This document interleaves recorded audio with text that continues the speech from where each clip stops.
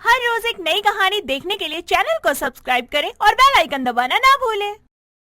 हरमन का बचपन से ही डॉक्टर बनने का सपना था, जिसे पूरा करने के लिए वो इटली जाता है और इटली जाकर दिन रात मेहनत करके आखिरकार वो डॉक्टर बन जाता है। डॉक्टर बनते ही उसके पास पहला केस आता है, जिसके लिए वो इंडिया वापस आता है और अपनी पेशेंट जूलिया से मिलता है। जूलिया को देखते ही उसके हाथों से फाइल नीचे गिर जाती है और आंखों में आंसू आ जाते हैं।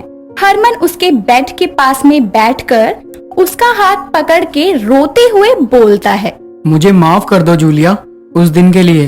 आज तुम्हें देखकर मैं बहुत खुश हूँ और तुम्हारी ये हालत देखकर बहुत दुखी भी। हरमन उसके हाथ को पकड़ के रो ही रहा होता है कि तभी वहाँ एक नर्स आती है और उसे बोलती है, सर, आप इन मैडम को जानते हैं? हाँ नर्स, बहुत अच्छे हैं ये।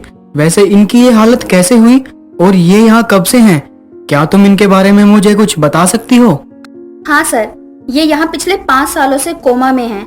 आज से कुछ साल पहले पटियाला के एक मार्केट में एक कार वाला इन्हें टक्कर मारकर चला गया था और आज तक इनका कोई जान पहचान वाला भी नहीं आया जो इनकी खबर ले सके। बस ये तब से यहाँ कोमा में पड़ी है। हमें ये भी नहीं पता कि ये किस देश से आई है और किस काम के लिए आई थी यहाँ पर। और इन 5 सालों में आप एक लौते इंसान हैं जो इनको जानते हैं। पर सर, आप ये बताइए कि आप इन्हें जानते कैसे हैं? उस नर्स के पूछने पर हरमन अपने बीते लम्हों में खो जाता है और नर्स को अपनी पहली मुलाकात के बारे में बताता है। जब पहली बार जूलिया टूरिस्ट बनकर पंजाब घूमने आई होती है तो उसको गाइड करने वाला कोई और नहीं बल्कि हरमन था। जूलिया से मिलकर हरमन पहली बार ही अपने सपनों में भटक गया।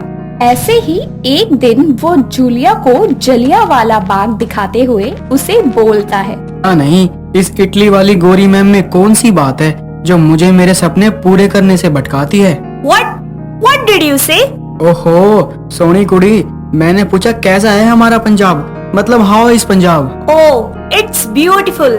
हरमन, खुद को संभाल और अपने सपने की ओर फोकस कर।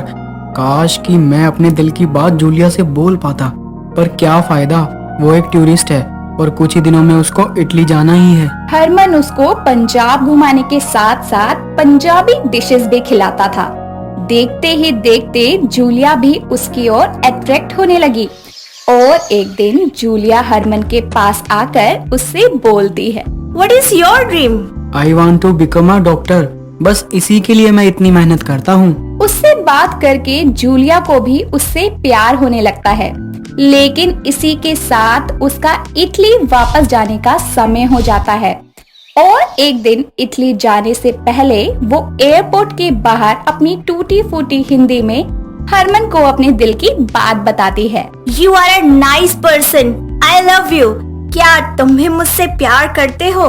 अगर तुम्हारा जवाब हाँ है तो मैं तुम्हारे लिए इंडिया वापस आऊंगी। उसकी ये बात सुनकर जूलिया वहीं पर सबके आगे उसको गले लगा लेती है और कुछ ही देर में वो फ्लाइट में बैठकर इटली के लिए रवाना हो जाती है। उसके जाते ही घर आकर हरमन अपने माता पिता को सारी बात बता देता है और वो उनके रिश्ते के लिए मान जाते हैं। ऐसे ही कुछ दिन बीत जाते हैं और आखिरकार इटली में मेडिकल की पढ़ाई के लिए हरमन का नाम आ जाता है। पर तभी इटली से जूलिया के माता पिता भी आने वाले होते हैं। हरमन बिना किसी को बताए अपने सपनों को पूरा करने के लिए अपने बैग को पैक करके पटियाला किसी काम से जाता है और वहीं जाकर जूलिया उसको रोकते हुए बोलती है, हरमन, ये तुम क्या कर रहे हो? मैं तुम्हारे लिए इटली से इंडिया आई हूँ और तुम वापस इटली जा रहे हो। जूलिया, तुम्हें पता है कि मैं इटली क्यों जा रहा हूँ? और अभी हमारी उम्र ही क्या हुई है, हम बाद में शादी कर लेंगे ना। मैं तुम्हें कहीं जाने से रोक नहीं रही हूँ, बल्कि सिर्फ इतना कह रही हूँ कि मेरे पेरेंट्स इटली से तुम्हें मिलने के लिए आ रहे हैं। एक बार उनसे मिल लो, फिर चले जाना। उसकी ये बात सुनकर हरमन उसका फोन लेता है और उसके मॉम डैड को इंडिया आने के लिए मना करते हुए उनसे बोलता है, आप यहाँ मत आइए, मैं ही इटली आ रहा हूँ, अब हम वहीं मिलेंगे और यहाँ आप जूलिया की टेंशन मत लीजिए, यहाँ हम सब है ना। इतना बोलकर वो गुस्से में उसका फोन उसके हाथों में थमाता है और वहाँ से एक टैक्सी में बैठ के चला जाता है और जूलिया उसके पीछे पीछे जाती है, जहाँ उसका एक्सीडेंट हो जाता है। पर हरमन को तो कुछ पता ही नहीं होता और वो इटली में जाकर अपने सपनों को पूरा करने लग जाता है। वहीं हरमन के माँ बाप को लगता है कि जूलिया भी इटली चले गई और जूलिया के मॉम डैड को लगता है कि जूलिया इंडिया में खुश है। बस यही कारण है, शायद उसी दिन के बाद कोई जूलिया को ढूंढने नहीं आया और इटली जाकर मैं भी सबको भूल गया। मुझे बस याद था वो अपना सपना। आज सब कुछ होने के बाद भी मेरे पास कुछ भी नहीं है, पर अब मैं आ गया हूँ। हरमन उस नर्स को अपनी सारी बात बताता है, जिसके बाद वो अच्छे से जूलिया का इलाज करता है। उसकी कड़ी मेहनत रंग ले आती है और जूलिया की हालत पहले से सुधर जाती है, जिसके कुछ दिन बाद ही उसको होश आता है। उसके होश में आते ही हरमन उससे अपनी गलती की माफी मांगते हुए बोलता है, जूलिया, मुझे माफ कर दो। आज तुम्हारी जो भी हालत है वो सब मेरी वजह से हुई है। देखो, तुम्हें अपनी गलती का एहसास हो गया है, मेरे लिए बस यही काफी है। मेरी आंखें जब बंद हुई तब भी तुम मेरे सामने थे और जब खुली हैं तब भी तुम मेरे सामने हो। और कोई भी तुमसे पूछे कि मैं कहाँ थी तो बस इतना ही कहना कि मैं तुम्हारे साथ थी, और साथ में ये भी बोल देना कि हमारा फोन खो गया था, इसीलिए हम किसी से कांटेक्ट नहीं कर पाए। इस समय पर भी जूलिया अपने बारे में ना सोचते हुए हरमन के बारे में सोचती है, जिसके बाद दोनों शादी करके घर आते हैं। उनकी बात सुनकर हरमन के माँ बाप को बहुत गुस्सा आता है, पर क्योंकि हरमन ने उनका नाम रोशन किया होता है, इसीलिए वो उन दोनों को माफ कर देते हैं, जिसके बाद वो सब एक साथ खुशी खुशी अपनी जिंदगी को जीने लगते हैं। सुमन देवी की 2 बहुएं थी। बड़े बेटे सागर की पत्नी काजल और छोटे बेटे राहुल की पत्नी रूपा। सुमन देवी अपनी बड़ी बहू काजल के काले रंग रूप के कारण उसे बिल्कुल पसंद नहीं करती थी और हमेशा उसकी बुराई करती रहती थी। वही छोटी बहू रूपा बहुत ही सुंदर थी, जिसके कारण वो हमेशा उसकी तारीफ ही करती रहती थी। ऐसे ही एक दिन उनकी पड़ोसन जमुना देवी उसके घर आती है। काजल उनके लिए चाय नाश्ता लाती है। अरे वाह सुमन, तुम्हारी बहू तो बहुत अच्छा खाना बनाती है। खाना तो अच्छा बनाती है, पर ये काली कलूटी बहू मुझे जरा भी पसंद नहीं है। रुको, मैं तुम्हें अपनी छोटी बहू से मिलवाती हूँ। ये अपने नाम पे गई है, रूपा, एकदम रूपवान। रूपा, अरे ओ रूपा, देख कोई मिलने आया है। हाँ। थोड़ी ही देर में रूपा अपना मेकअप करके वहाँ आ जाती है। ये देखो जमुना बहन, मेरी छोटी बहू रूपा कितनी सुंदर है ना। हाय, किसी की नजर ना लग जाए इसे। हाँ हाँ सुमन बहन, सुंदर तो बहुत है, पर घर का सारा काम तो काजल बिटिया करती है। देख लो, एक बहू को नौकरानी और दूसरी बहू को महारानी बनाना कहीं तुझे महंगा ना पड़ जाए। तुम तो बस चुप बैठो। इसकी शक्ल है ही इतनी काली कि नौकरानी भी ना बनाए कोई। अरे सुमन बहन, रंग रूप में क्या रखा है? रंग रूप नहीं, बल्कि लोगों की सीरत और नीयत अच्छी होनी चाहिए। इतना सुनते ही सुमन देवी बुरा सा मुंह बना लेती है और गुस्से में आकर काजल से बोलती है, अरे ओ कलमुही डंकनी, अब क्या मेरे सर पे ही खड़ी रहेगी? कितना सारा काम पड़ा है घर में, वो कौन करेगा? तेरा बाप। जी माँ जी, मैं जाती हूँ। आपको कुछ चाहिए हो ना तो मुझे बुला लेना। ठीक है सुमन बहन, अब मुझे भी चलना चाहिए, देर हो गई। ऐसा कहकर जमुना देवी वहाँ से चली जाती है और काजल भी अपना काम करने चली जाती है। काजल के काले रंग की वजह से उसकी सास हमेशा उसे ताने मारती रहती थी, लेकिन काजल चुपचाप उनकी सारी बातें सुनकर भी घर के काम करती रहती थी और सुमन देवी का व्यवहार काजल के प्रति और खराब होता जाता है। मेरी रूपा, ये देख, मैं तेरे लिए पूरे 10,000 की साड़ी लाई हूँ। जब तू पहन के निकलेगी ना, सब कहेंगे इसका रूप तो और भी संवर गया। अरे वाह माँ जी, ये साड़ी तो बहुत सुंदर है। वो माँ जी, मेरे लिए भी एक नई साड़ी ला दीजिए ना। अरे कलमुही, तेरे लिए साड़ी लाऊं, वो भी मैं। चल जा और खाना बना जाके। काजल चुपचाप आंसू बहाते हुए वहां से चली जाती है। ये सारी बातें काजल का पति सागर सुन लेता है और अपनी पत्नी से बोलता है, मुझे माफ कर देना, घर में कोई तुम्हारी इज्जत नहीं करता। मैं आज ही कोई घर किराए पर देखता हूँ। अब हम इन लोगों के बीच नहीं रह सकते। अरे सागर जी, ये कैसी बातें कर रहे हैं आप? मैं इस घर की बड़ी बहू हूँ और वो लोग सब मेरे अपने ही तो हैं और अपनों की बातों का ना बुरा नहीं मानते। ये सुनकर सागर बिना कुछ कहे वहां से चला जाता है। ऐसे ही एक दिन हाय, मैं लुट गई, बर्बाद हो गई। सागर, अरे राहुल, कहाँ हो तुम लोग? आए।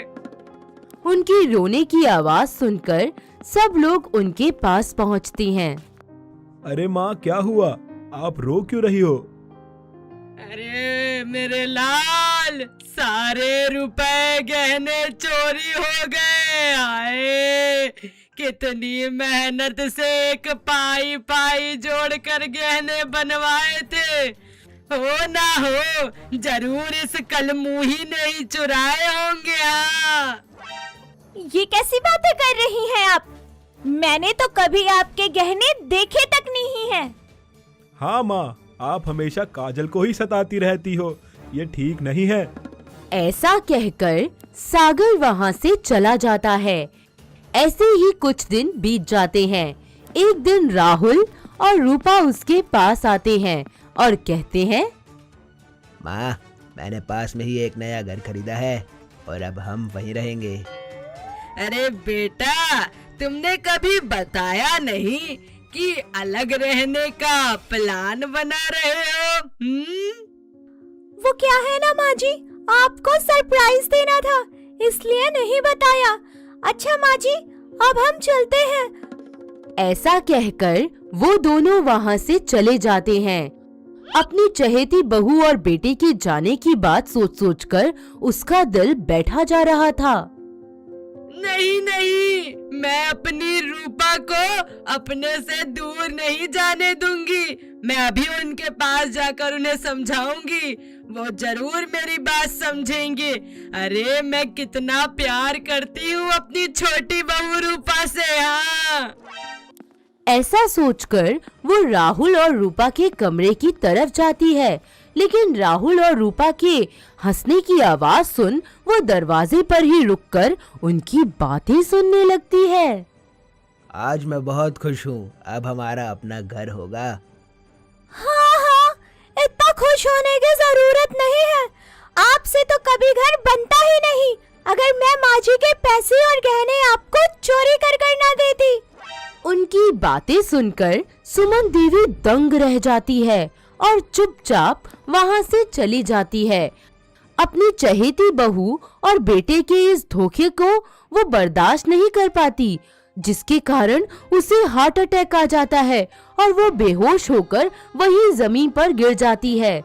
तभी वहां सागर आ जाता है। वो तुरंत ही डॉक्टर को फोन करके बुलाता है। डॉक्टर उनकी जांच करता है और कहता है, इनको हार्ट अटैक आया था। इनको किसी भी तरह का मेंटल प्रेशर ना हो, इस बात का खास ख्याल रखना। अगले दिन सुबह सुबह, माँ जी, ये लीजिए, चाय पी लीजिए, तब तक मैं आपके लिए नाश्ता लेकर आती हूँ। ले जाओ सब कुछ, मुझे अकेला छोड़ दो। नहीं नहीं माँ जी, आपको खाना खाना पड़ेगा, फिर दवाई भी तो लेनी है। ठीक कैसे होंगी आप? तभी वहाँ राहुल और रूपा सामान के साथ आ जाते हैं। माँ, अब हमें निकलना होगा। हाँ माँ जी, ढेर सारा सामान है, पूरा दिन लग जाएगा शिफ्ट करते करते। अरे बेटा, कम से कम मेरी तबीयत ठीक हो जाने तक तो रुक जाते। अरे बहू रूपा। अरे माँ जी, आपकी सेवा करने के लिए जेठ जी और जेठानी जी है ना, फिर हम रुक कर क्या करेंगे? चलो जी, हम लेट हो जाएंगे वरना। अपने बेटे और चहेती बहू के मुंह से ऐसी बातें सुनकर वो बहुत उदास हो जाती है। दिन बीतते जाते हैं और काजल की दिन रात सेवा और समय पर दवाई खाने से सुमन देवी जल्द ही ठीक हो जाती है। अब उसे समझ आ गया था कि किसी के रंग रूप से किसी की सीरत का पता नहीं चलता। एक समय की बात है, किसी गांव में रजनी नाम की एक औरत अपने बेटे धीरज और बहू काजल के साथ रहती थी। काजल बहुत गरीब घर से थी, इसलिए रजनी को दहेज में कुछ नहीं मिला था, जिसके कारण रजनी अपनी बहू काजल पर हमेशा जुल्म किया करती थी। ऐसे ही एक दिन, अरे बहू, अरे कहाँ मर गई? जरा मेरे लिए पीतल के गिलास में ठंडा ठंडा पानी ले आ।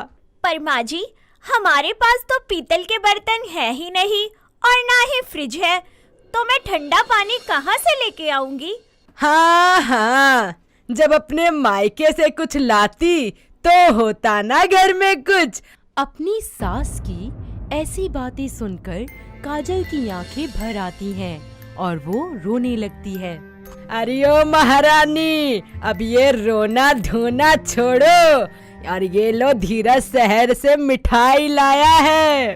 अरे वाह माँ जी, मिठाई मैंने कब से नहीं खाई, लाइए ना, मुझे दीजिए, मैं जल्दी से सारी खा के खत्म कर दूंगी। अरे वाह, मिठाई खानी है?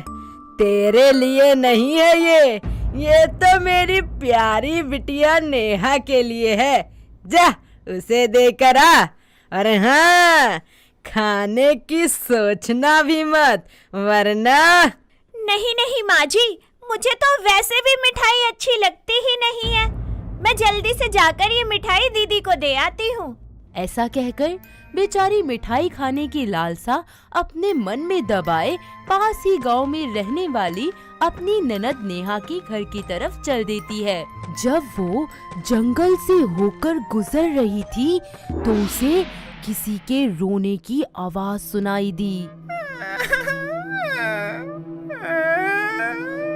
वहाँ रुककर वो आवाज की तरफ बढ़ने लगती है तो उसे पेड़ पर एक छोटा भूत रोते हुए दिखाई देता है।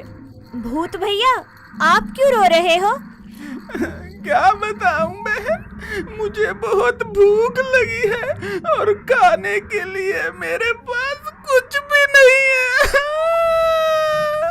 अरे आप रोइए मत प्लीज, ये लीजिए, मेरे पास कुछ मिठाई है। भूत वो सारी मिठाई खा लेता है और कहता है, बहन, मिठाई तो बहुत अच्छी थी, खाकर तो मेरी सारी भूख ही मिट गई। तभी उसे याद आता है कि माँ जी ने ये मिठाई दीदी को देने के लिए भेजी थी। ये सोचकर वो उदास हो जाती है और भूत को सारी बात बताती है। बहन, तुम चिंता मत करो, ये लो, ये बर्तन लो, ये एक जादुई बर्तन है, इससे तुम जो भी मांगोगी ना वो तुम्हें दे देगा। सच में? क्या ये सब कुछ देगा? हाँ हाँ, कुछ मांग कर ही देख लो। बर्तन, मुझे खीर चाहिए। काजल के इतना कहते ही बर्तन खीर से भर जाता है। काजल ये देखकर खुश हो जाती है और अपनी ननद के घर चली जाती है। अरे भाभी, ये क्या लेकर आई हो? अरे दीदी, ये एक जादुई बर्तन है, इससे जो भी मांगो वही दे देता है। अरे वाह भाभी, एक बार मांग कर तो दिखाओ। बर्तन बर्तन, मुझे लड्डू चाहिए। काजल के इतना कहते ही बर्तन लड्डुओं से भर जाता है। अरे वाह भाभी, ये तो सच में एक जादुई बर्तन है। हाँ दीदी, अच्छा अब मैं चलती हूँ। अरे भाभी थोड़ा आराम कर लो, फिर चली जाना। जैसे ही काजल आराम करने जाती है, नेहा उस बर्तन को बदल देती है। कुछ समय बाद काजल उस बर्तन को लेकर अपनी सास के पास पहुंचती है और कहती है, माँ जी यहाँ आइए, देखिए ये एक जादुई बर्तन है, इससे जो मांगो ना वो मिल जाता है। ऐसा कहकर वो बर्तन से कहती है, बर्तन बर्तन, मुझे खाना चाहिए। ऐसा कहकर वो बर्तन में देखती है तो वो खाली था। ये सब देखकर रजनी को गुस्सा आ जाता है और वो काजल की डंडे से पिटाई कर देती है।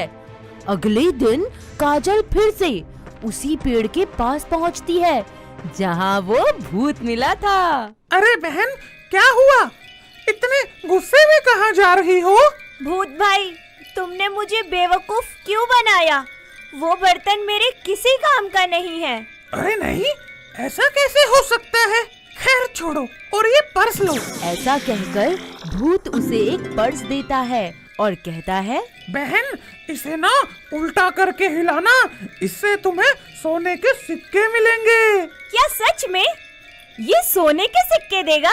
ऐसा कहकर वो उस पर्स को हिलाती है तो उससे सोने के सिक्के गिरने लगते हैं। अरे वाह, ये तो सच में सोने के सिक्के हैं। ऐसा कहकर वो वहाँ से चली जाती है और फिर से अपनी ननद के घर पहुँच जाती है।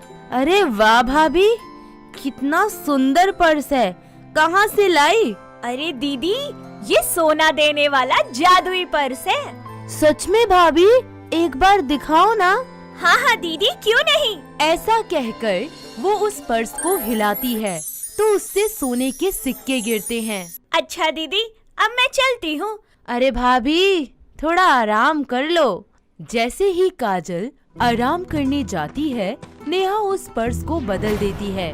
कुछ समय बाद काजल उस पर्स को लेकर अपनी सास के पास पहुंचती है और कहती है, माँ जी ये देखिए, ये एक जादुई पर्स है, इससे सोने के सिक्के निकलते हैं। ऐसा कहकर वो उस पर्स को हिलाने लगती है, लेकिन उससे कुछ भी नहीं निकलता।